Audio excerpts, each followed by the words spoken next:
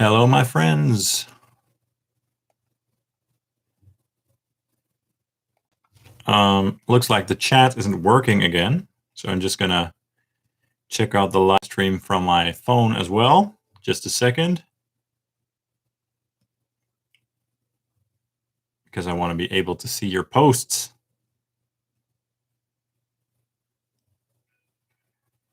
Hi, Suomi. Am I audible? Am I visible? Let me know.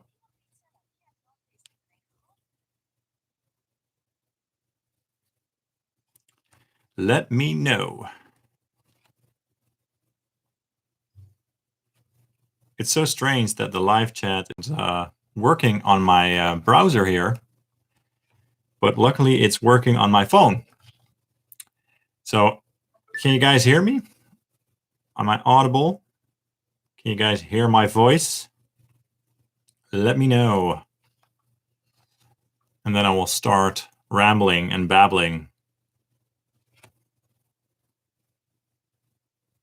If anyone can drop a little comment there, just to let me know that we're functioning okay here, that would be great.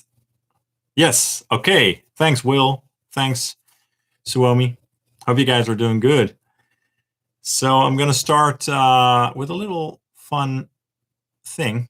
So hopefully next week on Tuesday, I'm going to trade one of my guitars, one of the guitars that I don't really use that often, for an Ibanez 9-string, a 9-string guitar. Sounds pretty nuts, right?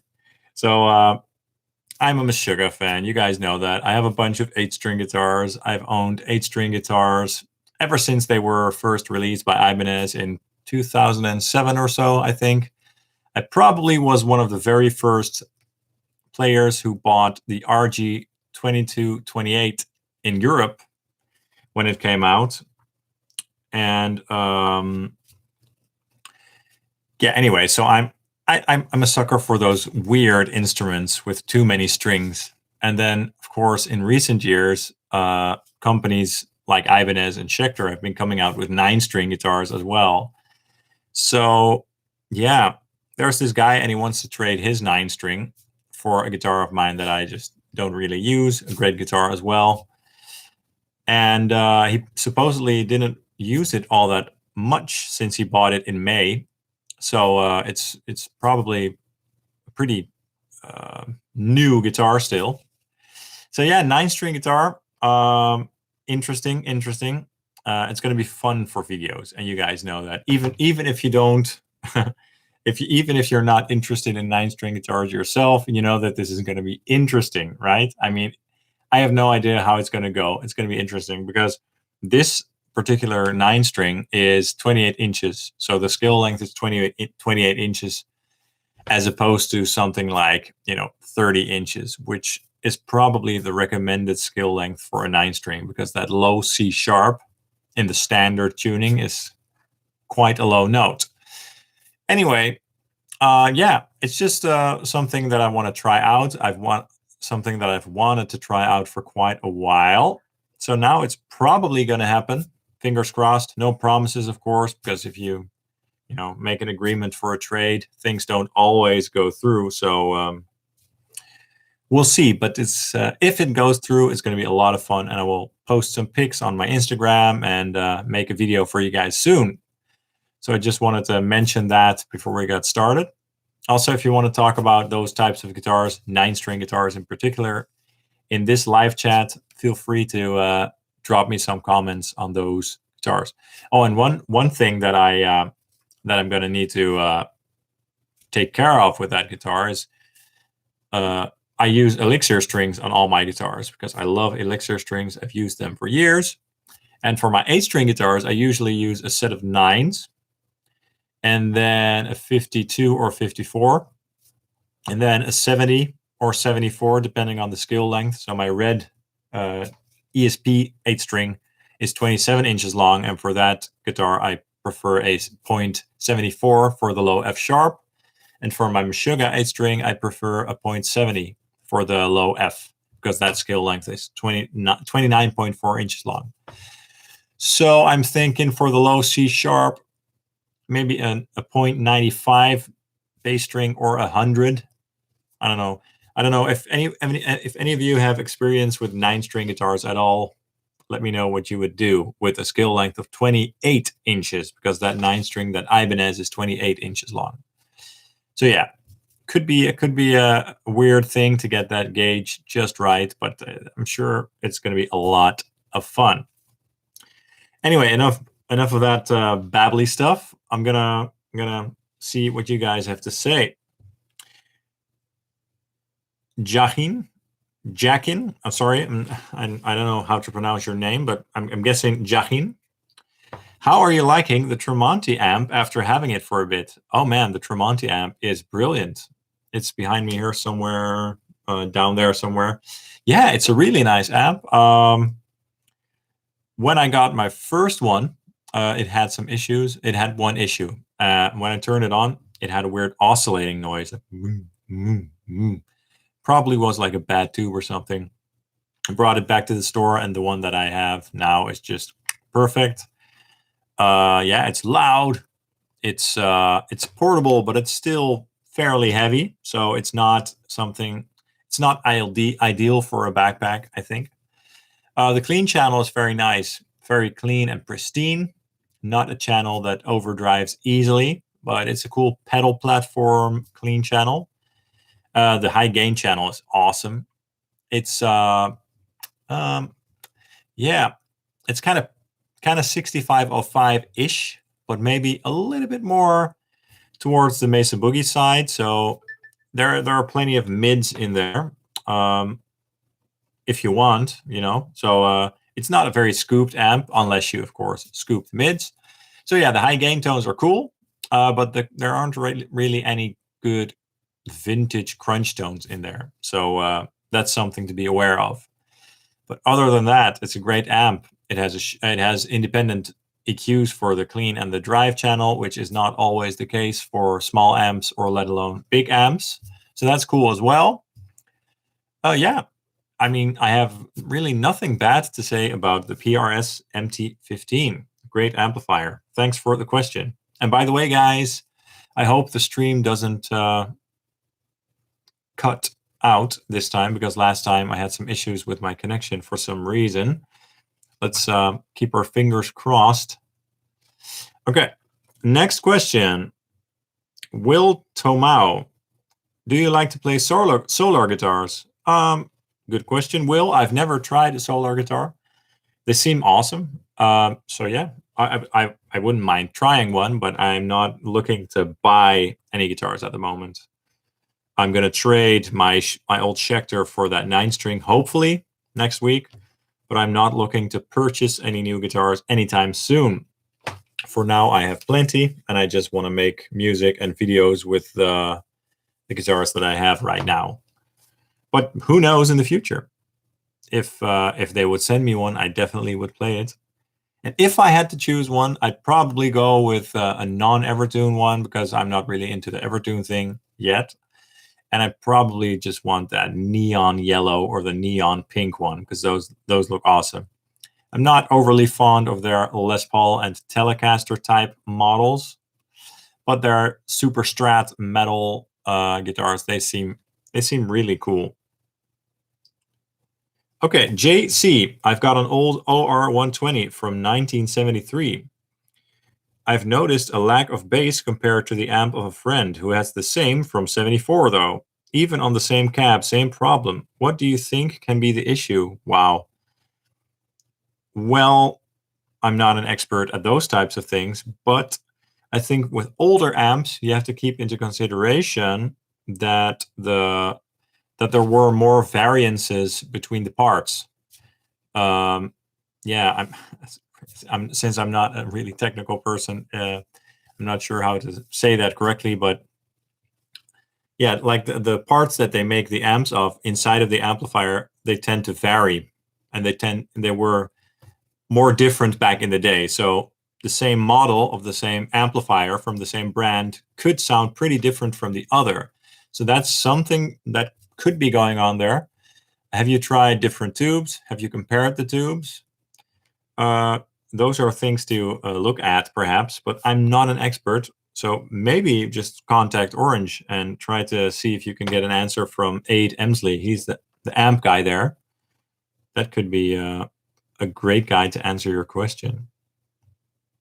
But cool that you have one of those amps, though. Very awesome. Yeah. Let's see. Mike, hi, John. Your music is awesome. You don't get enough credit for how well you compose. Thank you. Do you have music available for download or purchase? At the moment, not really, and I'll explain why. Well, before I started my YouTube channel, which is now my full-time job, I had a band called Valhalla, and I recorded an entire album with that band and produced it myself, blah, blah, blah. That was like 6 years ago or so. And that entire album is on the Sonic Drive Studio channel. So if you want to hear some music played by me, some real songs, you can check out that album. I still think it's a very cool album.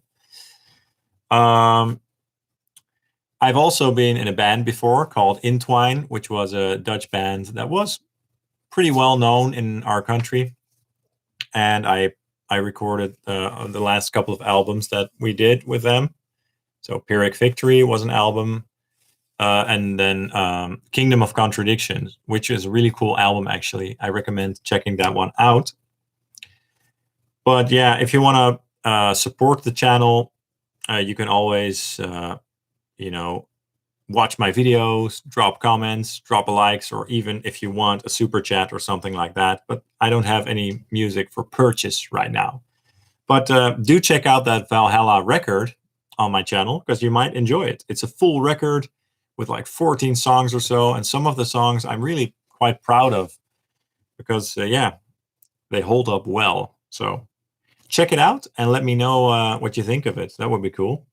It's a full record, Valhalla. The record is called, let's see, Utopia. Yes, check it out and let me know. Jakin, thanks for letting me know. Jakin, all right.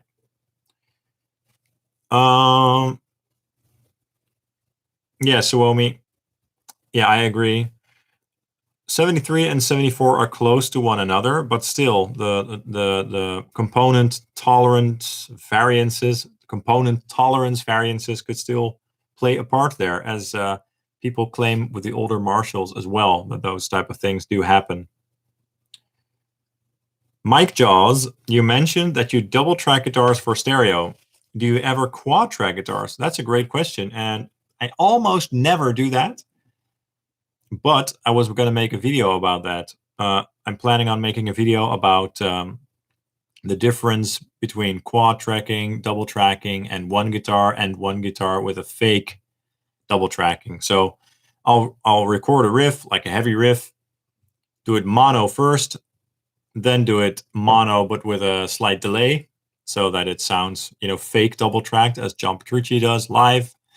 Then I'll do a double tracked version and then a quad tracked version, and then we'll compare. So I'm working on a lot of videos right now. I have like 9 videos finished and queued up already, but I definitely want to make something like that very soon. So stay tuned for that one. Thanks for the question. Let's see. Bor, what's up? Hi, buddy. Are you going to make a deep review of the Friedman JJ Jr.? It would be nice to hear what it can do with baritones or 7-stringers. I am in love with it, mate. Yeah, it's a great amp.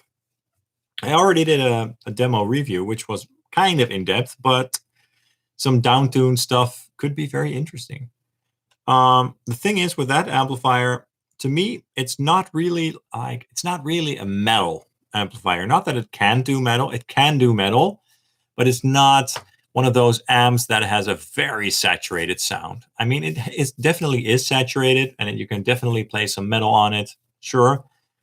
But if I were to do a baritone or 7-string track with that amplifier, with the double J Junior, I'm sorry, then I'd probably need to use a boost, which I can do, of course, but it's something that I tend to avoid. But yeah, Could be cool. Yeah, I'll keep it in mind. Thanks for the suggestion. Definitely. I appreciate it. Okay. Let's see. Will, I also own a PRS MT15. How would you compare it to the EVH EL34? Completely different? Yeah, pretty different. Because the EVH amplifiers tend to have a very pronounced and outspoken sound with a tight, pre-filtered sound. So if you're chugging, the low notes can sound very tight and aggressive, and then they add the low end back in after. So it sounds very big and huge, but still tight, if that makes sense. Whereas the MT15 is less tight. The MT15 is a little bit more versatile because of that, in my opinion. Chuck a boost in front and you get that same effect with that tightness. But yeah, definitely the PRS MT15 sounds closer to a 6505 than to an EVH. I think EVH is quite a different beast. EVH is definitely more metal by default, more screaming, more tight, and the PRS is a bit more all-round. Cool for metal as well, but also cool for rock, heavy rock and stuff like that.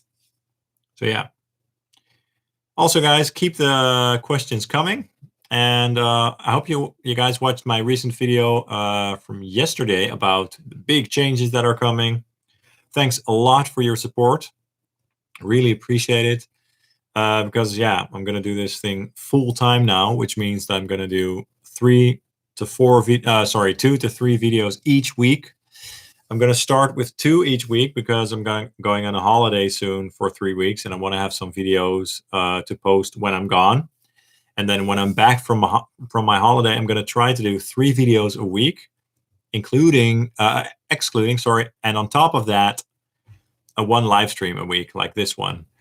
So yeah, it's going to be a lot of work. It's a big change for me. In that video, I also explained that I'm going to do more things that are a little bit less gear related. So album reviews and some fun lists that I'm working on, my favorite recorded guitar tones and stuff like that. So that's going to be a lot of fun. But yeah, thank you so much for the support and the kind comments on that video. And yeah, please keep liking and commenting on my videos because that really helps to get the word out there. And yeah, I just really appreciate all of that. So thank you guys so much. And keep the questions coming because this is fun. I enjoy the live streams. Thanks for tuning in, everybody. All right, let's see. RM, can't recall. Have you tried out the new Rev Generator MK3 amps, the Mark III amps? I recently got the 100R and has a weird fizz on the higher notes. Sounds like blown speakers. Oops. Sorry to hear about that. I haven't tried a Rev amplifier at all. Could be cool. Could be a lot of fun. Yeah, maybe I'll hit them up in a while to see if they would send me one of the smaller ones. That's maybe in the realm of possibilities. I'm not going to buy one anytime soon, and I don't see them sending me one of those big ones anytime soon. Maybe one of the smaller ones. Yeah, maybe I'll send them a little message. I tried their pedals, the G3, the purple one, and the red one, and those were quite cool pedals. I'd love to try one of their amps, sure. Jacking, recommended starting EQ points, tips for 5150 or 6505. Sure. With the 6505 amps, I usually start with, let's see, the presence and resonance controls cranked up quite high, because if you don't crank them, the amp gets more mid-focused and a little bit more honky, which is also cool for certain styles or certain speakers.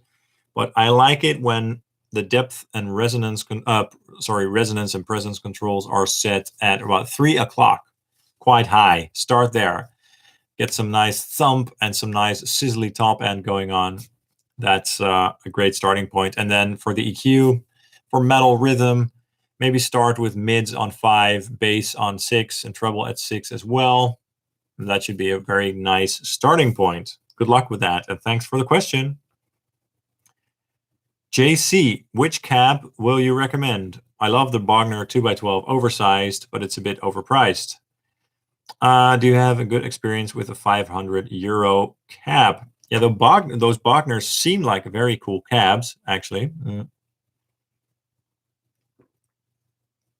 Maybe look on the used market. But yeah, I would recommend a used orange 2x12. They're quite large, but they sound awesome. I have one. Those are 16 ohms. And I also have a used angle 2x12 with vintage 30s, supposedly made in UK ones, not sure, but I'm sure you can get one of those in the used market for a good price. Those are both awesome. Although I don't really play through the real cabs all that often, like once every couple months, because I'm just a huge fan of impulse responses, which is something that I want to get into, by the way. Because there was this question that got asked like twice on my recent video, the one with the big changes. And a couple guys said that they wanted to hear me play through an actual cab, which is a fair question. But I just want to answer that right now and say, I don't see that happening anytime soon. And I also don't really see why I would do that, because I really like everything about playing direct through a load box with impulse responses, because to me, one, it sounds absolutely amazing. I mean, I used to play in bands and we used to record our amplifiers with mics, and I know how all that sounds. But to me, great impulse responses just sound just as good. And that's my opinion. You're allowed to disagree with me, but that's just my opinion. So that's one important factor. Also, I really like the flexibility that you can switch between, two completely different cabs with different mics and different speakers in like 1 second. That's just awesome. You can blend them, you can do things that you can't really do in the real world, like place 10 mics on a cab, for example, or whatever, So it's like so limitless when it comes to tones. And of course, I can play at night, in the middle of the night, without disturbing anybody. I also can put my amps to the sweet spot with a very high master volume setting, where I would absolutely wake up the entire neighborhood, but I can do it silently. So I can really dial in my tube amps to sound great. I also don't have a lot of mics. I'm not a very good cab micer. I have this SM7B over here, which is a nice mic. I could use that to mic up a cabinet, I guess. And I might do a comparison one day of a real cabinet versus an IR, just to, again, show people that it really sounds practically the same. But there are already some videos on that on YouTube, which I recommend checking out. But yeah, I can understand that some people would like to hear that, but at the same time, this is just my way of doing it. I really love doing it this way. It has so many good sides to it. Yeah, that I don't see myself miking up cabinets for my videos anytime soon. So that's just something I wanted to address. Right, I'm gonna continue with your questions. Thanks for tuning in, all of you, and keep on coming with the questions. Yeah, Bor. I hope I'm pronouncing your name correctly, my friend. Also, I would like to know your opinion in regards of reactive load boxes. I want to upgrade for my torpedo captor, which I've used quite a lot. Which one would you recommend apart from that fractal? Yeah, you know my opinion on this. The fractal LB2 reactive load is so good. So good. It's also so solid. It's sitting on my desk right here. It's like this big. It's made of metal. It's heavy. It's sturdy. It never fails me. The only drawback I would say is that you have to crank the DI level control, which is basically the output control, quite a bit to get a nice, honest and clear tone. Because if you turn down the DI level, it gets a bit darker. And I'm suspecting that that will happen with many reactive load boxes. Luckily, in my XFX3, which is my interface as well, in the input where the signal comes into the XFX, I can trim that down. So then I can crank my Marshall SV20H, for example. Anyway, I have heard great stories about the Sur reactive load. I heard that the impedance curves on that one are greenback based, while the impedance curve on this one on the UK setting is based on a V30. So it will probably sound a little bit different. There are probably other ones out there as well that are good, but I'm not an expert just yet. I would love to try more, though. I would love to try more to compare. So if that happens, you'll be the first to know. RD Ray plans on reviewing the Boss HM2W. And did you play/experience the original yourself before for the Swedish chainsaw sound? Yeah, I actually had one, a Japanese one of the older ones a couple of years ago, which I sold for, I don't know, 200 euros or something. I'm not sure. But yeah, it's not really my thing. However, it's a fun sound for certain things. I'm not going to purchase that pedal myself, but if I get sent one or something, I would definitely give it a go. David Forbes, greets, Sean. Hey, greets to you too. Thanks for tuning in, guys, and keep the questions coming. I'm reading the questions on this little thing here because for some reason the chat doesn't work in my Google Chrome window again, which is weird. I'm not sure why this is. Yeah. Are you going to, Jay Larson, are you going to do any Helix related stuff in future videos? Of course. Yes. Yeah, I'd love to. Yeah, definitely gonna try to do some Helix related videos. All right, Surfan. Hello, hope all is well. Thank you. Curious as to what drum software you use for your demos. Do you use a MIDI keyboard to tap out the beats? Great question. Thank you. I've been using Steven Slate Drums 5 and now 5.5 for years. And before that, Steven Slate Drums 4. It's just a great drum software that I love to use. And yeah, it's just so easy to get great sounds out of it. I also have a lot of the Superior Drummer libraries, which are amazing in their own way. They sound great, of course, and they have all these options. Not that Steven Slate Drums 5 does not have enough options because there are plenty of kit pieces in there as well. But with the Superior stuff, it's harder to get a drum sound to where you want it. You have to do more processing in general, in my opinion. And it's a little bit more of a complicated program, so it takes a little bit more time to get all the layers and everything right. So I always end up using Steven Slate Drums because it's just so easy to get a great sound, and I'm just so used to it. And I never tap the beats with my MIDI keyboard. I always program them with my mouse, and I'm going to do a video on that as well sometime soon. So stay tuned for that. Thanks for the question. Brandon Looney Tunes Fan 2000. Hi. David Forbes, as you also love the Helix platform, do you ever use 4-cable method with any amp? Or do you have a preference for a power amp for the Helix? No, not really, since I'm mainly a studio player right now in my life. 4-cable methods and stuff like that is not something that I do ever, actually. I even almost never use effects, and if I use effects like a delay or a reverb, I usually add them in post with Helix Native. But if you're going to play live, of course the 4-cable method could be great. Power amp for the Helix? I don't know. I don't know. I'm not the best person to answer. I'm sorry. The last time I used a similar rig was with my old band Valhalla, and I used my old Pod X. What is it? The previous generation of the pods, the X, not the X3, but the stuff after. Forgot the name. HD 500X or something. And I used the H3M PA speaker, which was kind of cool.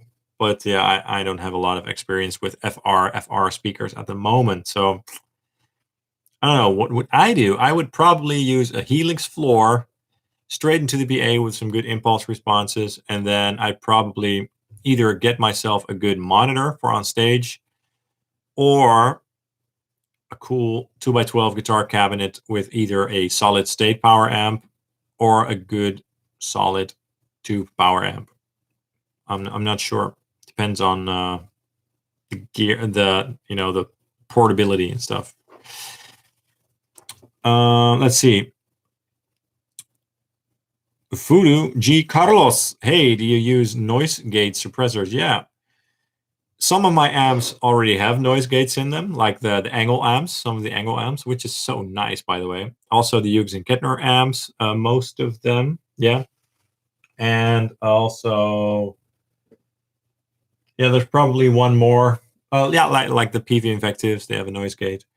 What I usually do is put a noise gate in front of the amplifier, so that kind of cleans up my guitar, and then in my X-Effects, where my amps go back in after the load box, I also usually have a noise gate set up just to remove all the hiss that happens in between the notes. But since I use my X-Effects as my main rig, sort of, for my recordings, it's really easy to set up a noise gate in front of the amplifier and also after. So for me, it's quite easy. I don't have any noise gate pedals, so I can't really comment on that stuff. But thanks for the question. Let's see. JC, have you had an amp and cab impulse that you feel that you always come back to, even if I get the appeal flexity offer with the digital stuff? Let me see. I don't understand the question. Have you an amp and cab / impulse that you feel that you always come back to, even if I get the appeal? I'm not sure if I understand your question precisely. If you're talking about impulse responses, let me know, and I'll talk about my favorite impulse responses. Let's see. Kelly, do you add some ambience to your amp sim and IR recordings? I just bought a small DSL Marshall because I think they're better mic'd than any other amp sims and blah, blah, blah. Because I think they're better mic'd. I'm not sure I understand. Anyway, I understand the question. Yeah, sometimes I add a little bit of reverb, especially when I'm working in Helix Native for my demos and for some videos. I just add a little bit of room reverb after the IR, just to make it sound a little bit more natural, especially with low gain and clean tones. For high gain tones, not always. And usually when I do real amplifiers, usually I don't add reverb. But definitely experiment with that. Thanks for the question, and keep the questions coming, guys. All right.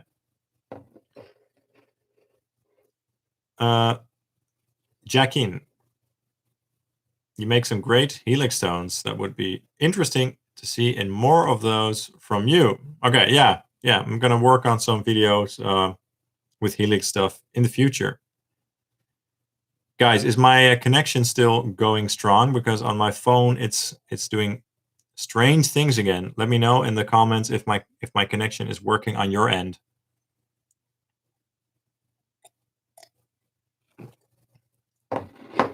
Let me know, because I don't want to have to restart this live stream again. Okay, thanks. Thank you. All right. We're still live. Thank goodness. Okay. Should we choose Peavey 6505 MH or Marshall DSL 20? It all depends on your taste. M Beats.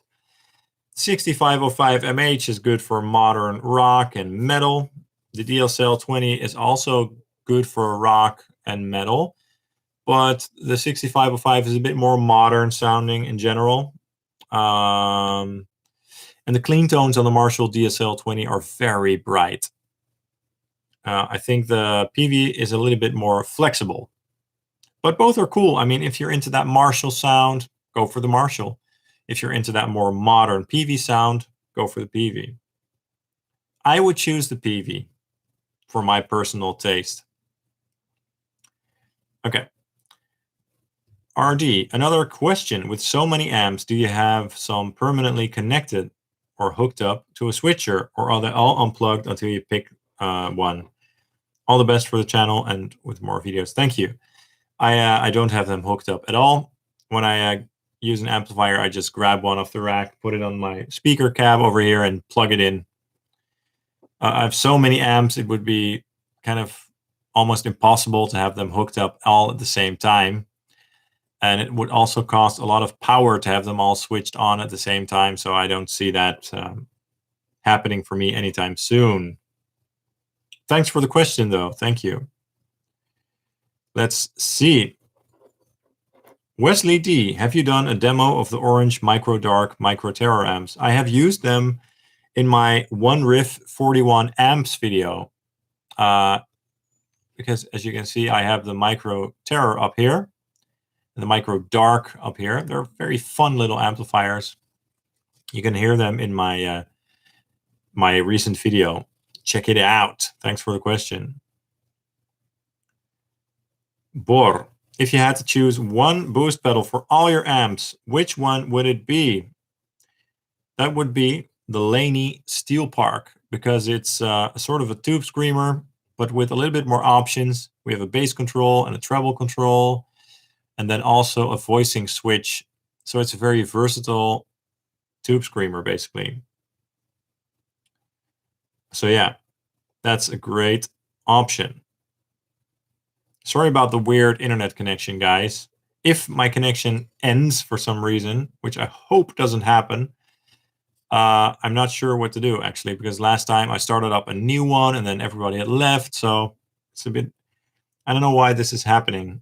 Why is this happening to me? Anyway, my connection is great. Yay. Okay, let's see. Do you have a gear combination, amp, cab, or IR, that you always go back to for some reason because it almost fill all of your expectation or suit your guitar playing? Well, that's kind of like asking me, what's your favorite amplifier? And people ask me that all the time. By the way, I have a video coming out soon, which is my favorite top 5 lunchbox amplifiers for metal. So I'm going to try to do sorts of those types of videos to give you my favorites and stuff like that. But that's kind of a hard question to answer because I have all these amplifiers so that I don't have to choose. Do you know what I mean? So yeah, I don't know. I mean, I like to combine all sorts of amps with all sorts of different guitars and stuff. So I don't really have a favorite. And if I had to choose, it would be a hard one. I mean, I'm a sucker for rectifiers. I love rectifiers. But I love orange amps as well. So, oh man, so hard, so hard. I'm gonna try to sort of answer your question in future top list videos. Stay tuned. Thanks for the question. Yeah, RM Desert Island amp and guitar. Okay, so there's one amp that kind of is a Desert Island amp, which is on my rack, of course. Let's see if you can.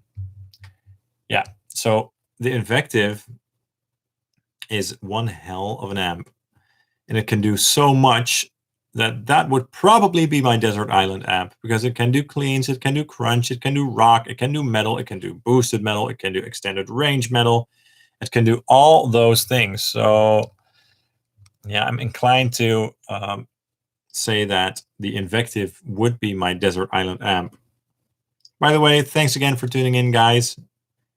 I really enjoy these live streams, and thanks for your questions. How is your general, David Forbes, how is your general setup recording tunes? That's a broad question. When it comes to guitars or other things, because of course you have the DAW, you have the drums, and you have the bass, and not sure what the question is. If it's about guitars, I have a recent video that I did maybe last year where I talk about how I record my guitars. That's probably a good one to watch, but I might do another one, a similar video in the future. So thanks for the question, and I will get back to you on that after you've watched my older video about how I record my guitars, if that helps. Let's see. Suomi, did you find fellow Dutchmen to lend you some gear for some videos? Not yet. For some reason, I've never been a huge fan of loaning gear from people. I don't know. Who knows if that might happen one day? Could be cool. Could be cool. JP Baritone. Sup, man? Love the channel. Thank you. Have a Mini myself. I have a question regarding the Mini. What Mini? Do you know whether you can match... Oh, that's the Mini rectifier. Do you know whether you can match the modern red channel to the Mini to the modern orange channel on the bigger one? Yeah, probably with some tweaking. Sure. Have you seen my recent nu metal video with the Mini rectifier and the dual rectifier? That should give a pretty good idea of how close they can get. If you have the more recent multi-watt bigger rectifiers, those will probably sound closer to the Mini rectifier, because the Mini rectifier is technically also a multi-watt rectifier, and I have the older 2-channel dual rectifier, 3-channel, I'm sorry, and that one's voiced a little bit different than the newer ones. So you can get it to sound exactly the same, but you can get it to sound very, very close. Well, check out my amp settings on that nu metal video with the rectifiers and my PRS.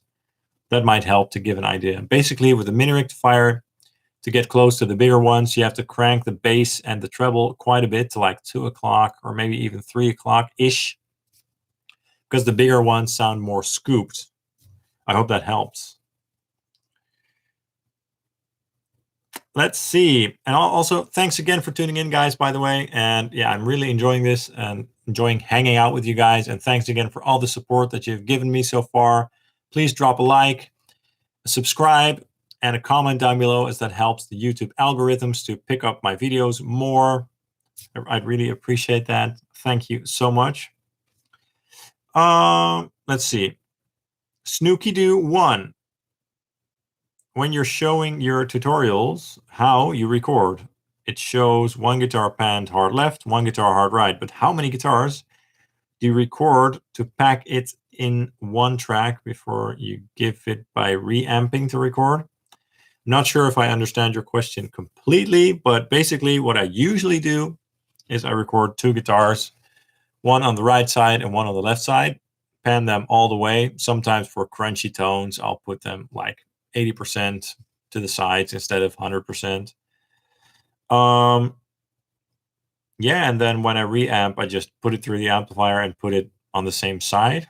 I'm not sure if that answers your question, but sometimes I do one guitar, one clean guitar in the middle, but usually I do one guitar on the right and one guitar on the left. But as I said earlier in the live stream, I'm going to do a video soon on comparing a mono guitar to a fake stereo guitar, to a double-tracked guitar, to a quad-tracked guitar, just to see how they sound different. So stay tuned for that. I have a lot of stuff planned. So many videos to make. One cool video that's coming up very soon is my Hetfield Crunch video with my ESP LTD Iron Cross guitar into my Mark V 35. Can't wait to release that video and see what you guys think of the tones. I also have a video coming up with my Ibanez M80M Meshuggah 8-string in drop E flat, which is really heavy sounding, and all sorts of other cool videos. So stay tuned, guys. What is your Xander Wild? What is your motivation for owning so many amps? Is it for YouTube? Well, yeah, basically because this is my full-time thing right now, as well as mixing and reamping. And it's just an addiction, basically.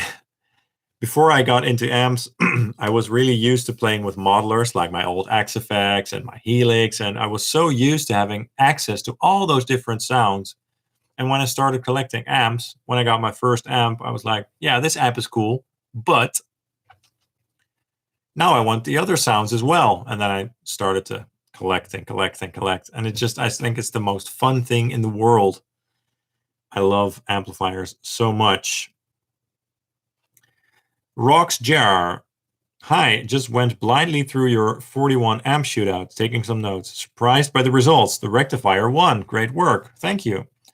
What are some of the better load boxes you can recommend? Well, first of all, of course, the Fractal Audio LB2 reactive load, which is my favorite load box, my trusty reactive load box that I like to use in almost every video.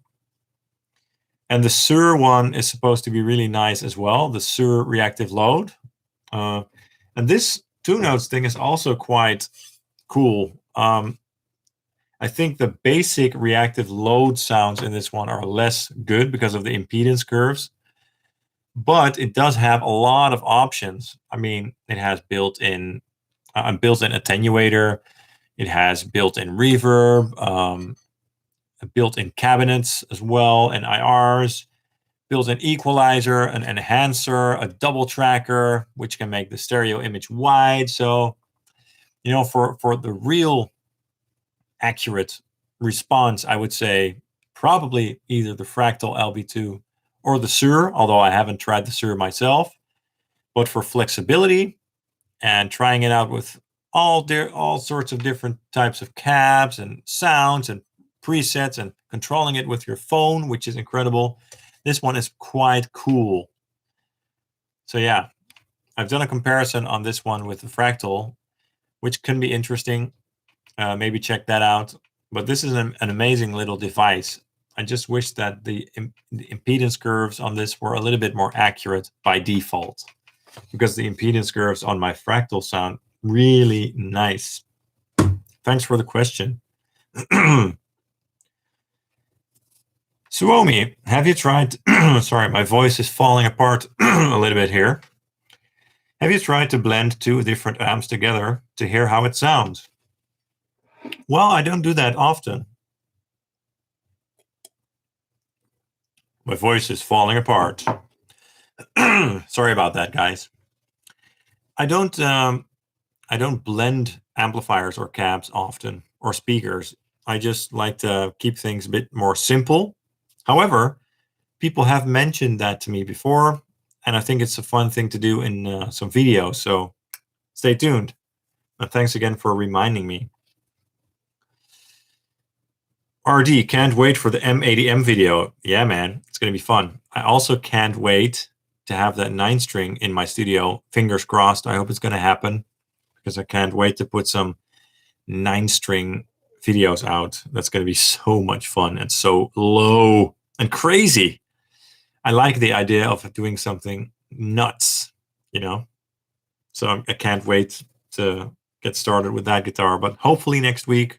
Fingers crossed. I hope the trade goes through. Okay, I'm going to do a couple more questions, guys, and then I'm going to back out. So if you have any more questions, drop them now, because my voice is starting to fail. Question about the invective. How is the volume balance between the channels? I returned one due to the clean channel being way louder than the crunch lead channels, and a ping sound when using the foot switch. The clean channel is quite loud, but you can turn it down, right? I mean, yeah, the amplifier by default isn't as loud as you may expect from a 120 watt amplifier, but you can turn down the level on the clean channel to balance it out. And what I like to do is I like to crank the post gain controls. So the individual gain controls on the crunch and the lead channels, crank them quite a bit to like 9 or so, and then use the volume, the master volume control to control the overall balance of the amplifier. And if the amp is not loud enough for you, you can actually enable the master boost on the foot switch, crank that up all the way, and that will get the amps to sound much louder as well. So that's also a trick, a sort of trick. I hope that helps. But yeah, the clean channel is quite loud. It has a lot of headroom, so I think it has to do with that. But it's very clean. I mean, why would you crank it up? Not to get overdrive out of it unless you're using the boost. So you can just turn it down and it will sound fine, in my opinion. M Beats. So I got 2 more questions lined up. If you have any more questions, drop them now. Otherwise, we'll have to do that in the next live stream. So yeah, M Beats, what was your first tube amp and why did you choose that? My first ever tube amp is a long time ago. That was when I joined my old band Entwine in 2005. And when I joined that band, I got the old amplifier from the old guitarist. He sold it to me. It's a Koch. That's a Dutch brand, Koch. It's a power tone. So I didn't really choose that amplifier. It just was already in the back line of the band, and I just took that amplifier. And then I bought an Engel Powerball that I had for a while, which was fun, but I got rid of that. And then I just got into the modeling stuff, and I didn't have any tube amps for quite a while, for like 10 years or so. And then I got my EVH 5153 50 watt EL34 killer amplifier. And why did I choose that? I just wanted to have a very awesome sounding amplifier, basically. David Forbes, which amp comes closest to the 90s grunge tone? Well, I'm not an expert, but when it comes to my amplifiers, I guess my Friedman Double J Jr., my Jerry Cantrell 20 watt Friedman amplifier would be an awesome choice. The clean channel is a little bit Vox AC30-ish, clean but with some nice grit. And the drive channel is Marshally, hot-rodded Marshally. So, man, can't go wrong with that amplifier. Or if you want something with a lot of bells and whistles, get yourself a JVM. That's like a Marshall that can do it all.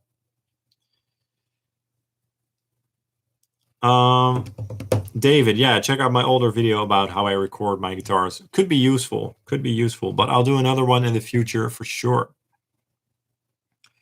Jay, thanks for sharing the knowledge, John. Looking forward to the future videos. All right. Yeah, thank you. Thanks, everybody, for tuning in and for your questions and for hanging out.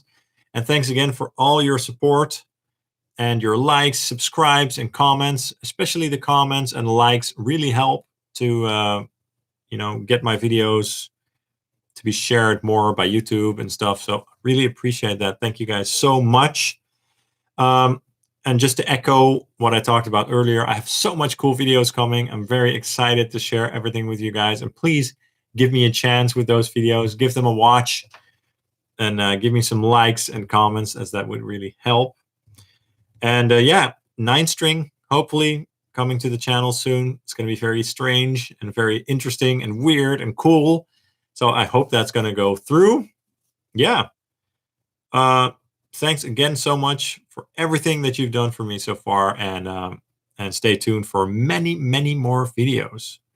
As I said earlier, I'm going to do 3 videos probably a week, but I'm going on my holiday for 3 weeks to the south of France in August, and right now I'm focusing on 2 videos per week so that I can also post videos while I'm away. But when I'm back from the holiday, I'm going to do probably 3 videos a week.